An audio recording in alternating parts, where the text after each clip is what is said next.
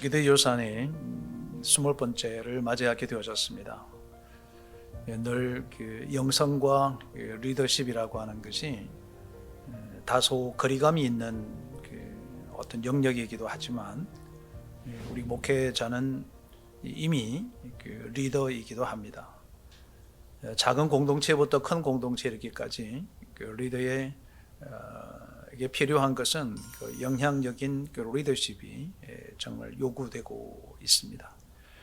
영성과 리더십의 균형이라고 하는 것과 또 어떻게 보면 함께해 가는 균형이라기보다는 함께해 가야 되는 필수 요소가 영성과 리더십일 것입니다. 오늘은 20번째로 리더 유산에서 다루려고 하는 핵심 주제는 영적 리더에게 요구되어지는 지능이라고 하는 부분을 여러분과 함께 상고하고 또 고민해 보려고 합니다. 지능이라 그러면은 우리가 흔히 지식 이런 것만 우리가 생각할 수 있는데 오늘 내용을 가만히 면밀하게 보시면 지능에는 여러 가지의 형태의 지능들이 필요한 것을 우리가 함께 발견해 볼 수 있을 것입니다. 그러면 영적인 지도자인 저와 여러분에게 요구되어지는 지능이란 과연 어떤 것이 있을까? 크게는 4가지의 영역이 주어져 있습니다. 지적인 지능과 감성적인 지능, 그리고 신체적 지능, 또 이 3가지를 하나로 아우러가는 아주 중심되는 지능이 필요한데 그것을 우리는 영적 지능이다 이렇게 얘기합니다. 영적 지능 안에는 이것이 다 포함된다 그렇게 말할 수도 있습니다. 또 그것이 옳을 수도 있습니다. 그렇지만 실제적으로는 영성이라고 하는 것과 또 신체적 지능이라고 하는 것 이런 것들이 때로는 구분될 영역이 참 많이 있죠. 물론 우리가 운동하면서도 영성을 드러내는 것은 확실해야 되지만 우리가 관리한다는 측면에서는 다소 떨어져 있는 분리되어져 있는 국면이 들지도 할 것입니다. 예를 들면 극단적인 얘기긴 합니다만 우리가 기도를 많이 해야 된다 그럼에도 불구하고 우리는 적절한 시간 동안 운동하는 것도 소홀해서는 안 된다라고 하는 거죠. 이런 것들이 이제 우리가 함께 다뤄야 되는 지능적인 요소라고 생각되어집니다. 자, 우선 핵심에 있는 영성 또 내지는 영적인 지능이라고 하는 것은 무엇일까라고 하는 겁니다. 우리가 함께 터득하고 배우고 있게 되는 지능적인 요소에는 인격과 의미와 가치, 비전과 성품 이렇게 크게 대별해 볼 수 있겠죠. 물론 이거 외에도 여러 가지가 우리 영적으로 필요한 요소들을 많이 얘기할 수 있을 거예요. 예를 들면 영성 관리의 도구, 성경 읽기, 기도하기, 전도하기 이런 것들도 포함되지만 오늘은 영적인 부분 중에서도 지능적인 부분에다가 좀 초점을 두고 잠깐 언급해 보려고 합니다. 여러분 우선은 인격을 함양해 가는 거죠. 인격을 개발하라라고 하는 겁니다. 인격의 완성은 예수님의 인격을 담는 거죠. 그리스도의 장성한 분량이 충만한 데까지 이르러 간다. 이런 맥락이 인격적 요소일 것입니다. 성령의 열매가 엄밀히 보면은 다 인격적인 성품을 얘기하고 산상수훈도 보면 작은 대별해 보면 그 요소 8가지의 요소가 다 인격과 밀접한 관련이 있음을 알 수 있습니다. 온유한 자가 복이 있다. 심령이 가난한 자가 복이 있다. 의에 줄이고 목마른 자가 복이 있다. 청결한 자가 복이 있다. 이게 사실상은 영적인 인격의 요소들이다. 이렇게 우리가 얘기할 수 있을 것입니다. 또 하나는 의미와 가치를 추구하는 거죠. 이것을 다른 말로는 하나님의 뜻입니다. 하나님의 뜻을 찾는다라고 하는 거죠. 우리는 하나님 나라의 가치나 하늘나라 가치, 또 성경적 가치, 진리의 가치, 영혼에 대한 가치 이런 것들을 놓고 살아가고 있습니다. 또 그게 우리의 삶의 목적이고 목표라고 하는 것을 잘 인식하고 있기 때문에 우리가 모두가 다 이 가치 지향적 목회와 사역을 하고 있는 것이 분명할 것입니다. 그런 측면에서 본다면 무엇에 의미를 두고 살아갈 것인가를 끊임없이 되묻고 질문하고 내가 지금 하고 있는 사역은 과연 어떤 의미를 띠고 있는가? 또 내가 갖고 있는 이 가치는 성경적 가치와 하나님 나라 가치와 얼마나 일맥상통한가라고 하는 것을 되물어가는 작업이 필요하겠죠. 이것을 갖고 가는 것, 이것을 지능적 관리, 영적 지능 관리라고 얘기하는 것입니다. 또 한 가지는 이제 비전은 하나님의 사명, 하나님께서 우리에게 분부하신 일, 이런 것들이 이제 비전이 될 것입니다. 하나님으로부터 온 비전, 위로부터 오는 비전, 위의 것을 추구하고 생각하는 것, 이것들을 개발해 나가고 이것을 인지하는 능력, 이것이 영적 지능이라고 하는 거죠. 하나님의 뜻과 하나님의 비전을 물어가고 하나님의 비전을 이루기 위해서 우리가 존재하지 않는가라고 하는 겁니다. 혹자들은 하나님의 비전과 인간의 비전과 자기의 비전을 혼돈하기도 하는 것 같습니다. 우리 인간의 욕망을 어떤 감추어진 비전은 진정한 비전은 아니겠죠. 하나님께로부터 온 비전입니다. 그러므로 하나님께로부터 온 비전인지 아닌지를 구분하는 척도가 뭐냐면 타인을 향한 삶, 다른 이웃을 향하는 것, 이것들이 있으면 하나님께로부터 온 비전이다. 자기의 어떤 욕망과 자기의 것을 추구해가는 것으로 우리가 어떤 내포하는 것이 있다면 그것은 인간적 비전이라고 생각할 수 있을 것입니다. 또 하나는 성품 관리하는 거죠. 물론 인격과 성품이라고 하는 것은 뭐 다소 유사한 것들이 있겠죠. 그러나 여러분, 인격이라고 하는 것은 어떤 개체적, 우리 저와 여러분이 한 사람 그가 갖고 있는 인품의 격이라고 한다면 성품은 후천적으로 개발이 가능한 부분이다라고 하는 것입니다. 저는 이 성품이라고 하는 것은 어디와 관련이 된다고 생각하느냐면 예의와 범절, 예의롭다, 예의가 있다, 이것은 성품과 밀접한 관련이 있다고 생각합니다. 여러분, 그렇지 않습니까? 여러분, 우리 모두가 예의 바른 사람이 참 좋잖아요. 예의가 있는 사람은 격식이 있다, 이렇게 얘기도 하기도 하잖아요. 저는 우리 그리스도인들이 또 우리 특별히 목사들은 정말 예의를 잘 지키는 사람이 되어야 된다고 생각합니다.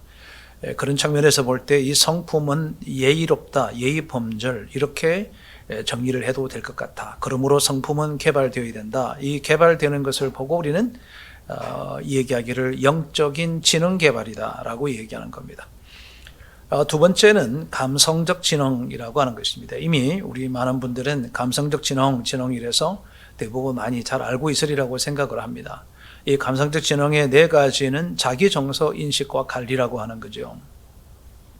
자기 인식은 그 지도자의 굉장히 중요한 출발선입니다. 이게 자아상, 자기 정체성, 이렇게 표현할 수도 있습니다. 자기 정체성이 분명한 사람이 그 공동체를 분명하게 이끌어가죠. 내가 어떤 누구인가를 정확하게 아는 거, 우리가 하나님의 종이라고 하는 사실을 명확하게 인식한다면 우리가 종된 자니까 주인 행사를 하지 않아야 된다라고 하는 것이 이미 내포되어져 있잖아요. 그것처럼 내가 감성적 지능을 개발한다라고 하는, 성숙시켜 나간다라고 하는 것은 자기 인식을 명확하게 한다. 또 두 번째는 타인에 대한 정서 인식을 한다. 이 이해와 용납과 용서, 이런 거죠. 상대방의 입장을 충분히 고려해 본다라고 하는 측면도 어쩌면 타인 정서 인식에 굉장히 중요한 영역이 될 수 있을 것입니다. 이것을 더 나아가서는 사회적 인식까지도 발전할 수 있는 거죠. 세 번째는 인간관계에 대한 관리 능력이 뛰어나다. 이게 정서 관리라 한다라고 하는 겁니다.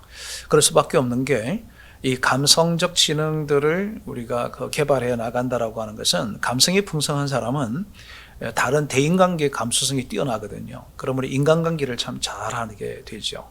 모난 부분이 깎여지기도 하고 상대방을 배려하기도 하고 경청해 주기 때문에 인간관계성이 굉장히 좋아질 수밖에 없습니다. 인간관계가 좋아진다라고 하는 것을 우리는 감성지능이 좋아진다, 개발된다, 이렇게 표현할 수 있습니다. 여러분, 감성지능이 이제 개발되어지는 것은 동기부여 역량이 뛰어납니다. 사실을 사실대로 전달하는 것은 누구나 할 수 있습니다. 논리성이 뛰어난 사람도 할 수 있습니다. 그런데 사람이 바뀌거나 사회를 바꾸지 못한다. 그 이유가 뭐냐면 동기부여가 되지 않아서 그렇다는 것입니다. 여러분, 동기부여는 논리에만 국한되지 않습니다. 그죠? 논리와 감성과 그리고 의지, 이 세 가지가 결합될 때 비로소 동기부여가 되는 거죠. 이런 측면에서 보면 오늘 강의하는 저 같은 경우도 이 동기부여 역량이 좀 떨어질 수 있다라고 생각합니다. 왜냐하면 여전히 이제 부족한 것들은 다 부족하지만 제 개인적으로도 이런 감성적 지능의 부족성들을 늘 인식하고 있습니다. 이 동기부여 역량을 키우는 것, 이것이 감성 지능을 개발하고 키우는 것이다 라고 하는 거죠. 세 번째는 지적인 지능을 개발하고 육성해 가는 것이 필요하죠. 여러분, 이 지적인 능력과 지능을 개발한다라고 하는 것은 크게 5가지를 우리가 내포하고 있습니다. 첫째는 이제 분석력을 키운다. 추론을 하는 거죠. 가정을 하는 거죠. 여러분, 우리가 이제 논문을 써보신 분들이 대부분 다 써보셨겠지만, 그 논문에는 가설을 검증하는 시간이 꼭 필요합니다. 그죠? 내가 얘기하려고 하는 그 논리가 타당한가? 그래서 타당성 분석을 하게 되죠. 이런 계층적 분석들을 통해서 추론하는 것은 대단히 중요하죠. 이 추론한다는 것은 분석한다, 이런 의미와 똑같은 겁니다. 가상적으로 예측해보고 그것이 결과가 어떻게 될 것인가 라고 하는 것을, 이것을 보고 지적인 지능이다 라고 하는 겁니다. 최근에 이제 코로나19로 인한 우리 사회적인, 우리 사회뿐 아니라 전 세계가 지금 놀라운 엄청난 어려움을 겪고 있습니다.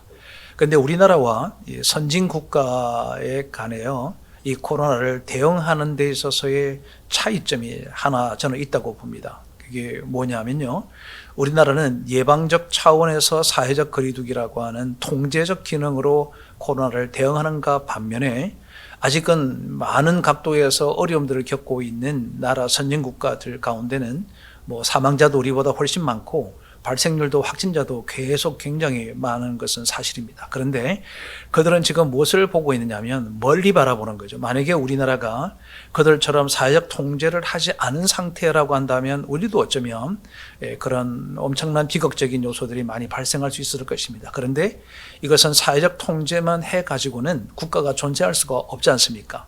경제와 재정이라고 하는 부분들이 아주 중요한 문제고 사회적으로 살아가는 사람들의 어떤 욕구들이 크기 때문에 장기전은 효과가 별로 없을 거로 보거든요.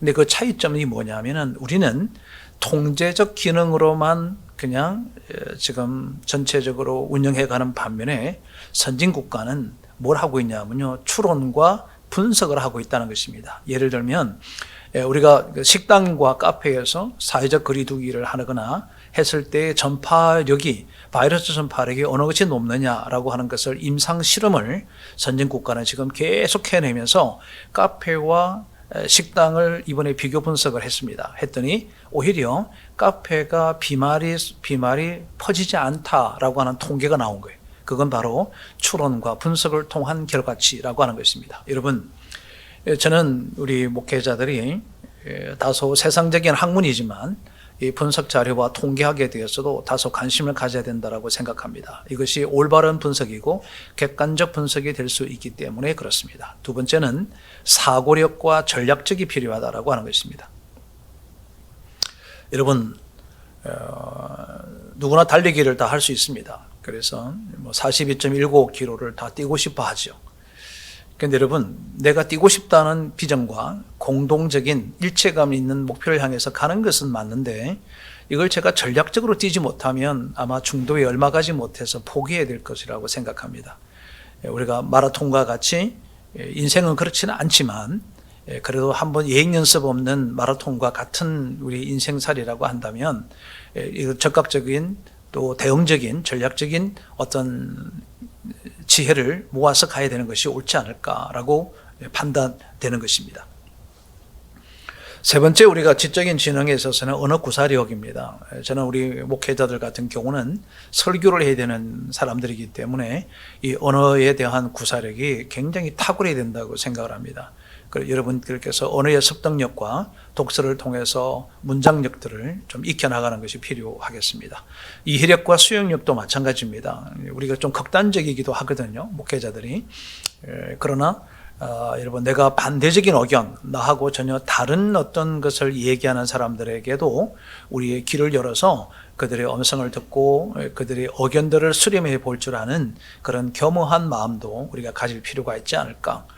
내가 알고 있는 것이 전부라 이렇게 생각하는 편향성을 좀 뛰어넘는 지적인 지능들을 좀 회복해 갈 수 있으면 좋겠다라고 하는 겁니다. 여전히 학습력은 대단히 중요하지요. 여러분, 배우는 것은 내가 어떤 열등감을 갖게 하거나 누구에게나 어떤 그 수준이 낮아서 그런 것이 아닙니다. 내가 덜 배웠기 때문이 아니고요. 배운다라고 하는 것은 겸손함을 유지해 가는 것입니다. 우리가 주님께 배우고 또 말씀을 배우고 누군가의 음성에 귀를 기울고 먼저 연구한 사람들의 얘기를 듣는 것은 내가 겸항적 자세로 학습력과 탐구력을 높이는 데 도움이 되는 지적 지능을 개발하는 데 필요한 요소이기 때문입니다. 마지막 네 번째는 신체적 지능을 개발하는 것이죠. 여러분, 우리는 지도자는 자기 관리 중에서 건강 관리를 참 잘해야 합니다. 건강해야 하나님께서 맡겨주신 사명도 잘 감당할 수 있지 않겠습니까? 물론 우리의 목숨은, 생명은 하나님께 달려 있습니다. 우리가 이 땅에 살아가고 있는 오늘 이 하루만큼이라도 우리가 건강하게 자기를 유지해 가기 위해서는 건강관리에 역점을 둘 필요가 있죠. 여러분, 이미지를 경영하는 것은 제가 이 강의를 꾸준히 지청하는 분들에게는 끊임없이 강조하는 부분 중에 하나가 지도자는 끊임없는 자기 이미지를 관리해 가라라고 하는 거죠. 여러분, 이 이미지 관리하라 그래서 화장하라, 치장하라 이런 게 아니고요. 이미지 관리는 내면을 채우게 되면 그 내면이 이미지로 드러나게 되어 있다라고 하는 것입니다. 이런 충만한 삶의 영성이 또 이런 신체적 지능에 대한 개발이 우리에게 끊임없이 일어나야 되지 않을까라고 하는 것입니다. 여러분, 이 신체적 지능 중에 하나가 열정적으로 살아가는 것입니다. 저는 참 유순하게 걷는 것도 좋고 또 온유하게 말하는 것도 좋고 활동하는 것도 참 좋지만, 저는 지도자들에게 필요한 영적인 지도자에게는 하나님께 주시는 힘이 있기 때문에 열정적으로 사역을 감당해 가야 되지 않을까라고 생각합니다. 저는 늘 언제나 열정 이러면은 사도 바울이 늘 생각납니다.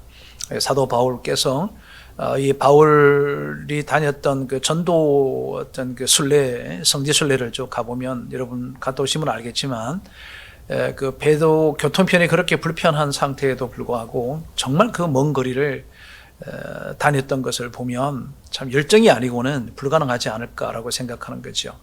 여러분, 열정적인 삶을 살기 위해서는 신체 건강해야 되죠. 이런 것들을 우리는 신체적 지능이라고 얘기하고 이것을 키우라고 하는 것입니다.